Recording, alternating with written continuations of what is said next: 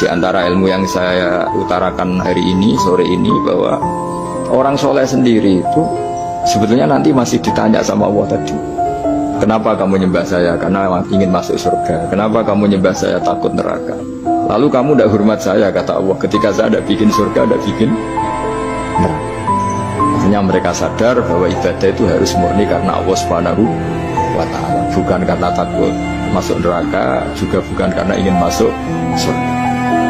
Ya, sama seperti kita mencintai anak kita, yaitu sebagai karena anak kita. Jangan karena anak kita ranking 1, anak kita kumplot, lalu terus kita membiarkan anak kita saat ada naik kelas. Toh tetap anak kita. Saya mencintai suami saya karena dosen penghasilannya banyak, lalu suatu saat kalau ada masalah di PHK atau ada masalah terus tidak suami kan. Makanya di sini agama itu sangat menyarankan kesejatian. Jadi dia suami kita, dia anak kita, apapun kondisinya. Nah kira-kira gitulah, ikhlas itu kira-kira seperti itu. Jadi jangan sampai alasan-alasan yang bersifat materialistik itu yang menjadikan kita mencintai istri karena cantik, mencintai suami karena hasilnya besar. Suatu saat kalau itu berubah, kita akan masalah. Di sini agama menyarankan ikhlas. Makanya semua kitab di khazanah kita dimulai bab niat. Bab niat itu begini.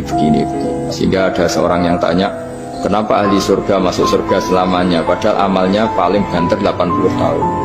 Tetapi kenapa ahli neraka akhirnya masuk neraka sampai selamanya, padahal kalaupun dia bejat hanya 80 tahun. Itu dijawab oleh ulama-ulama. Orang mukmin itu berkomitmen akan iman andikan hidupnya selama-lamanya, sehingga dibalas dengan masuk surga selama-lamanya.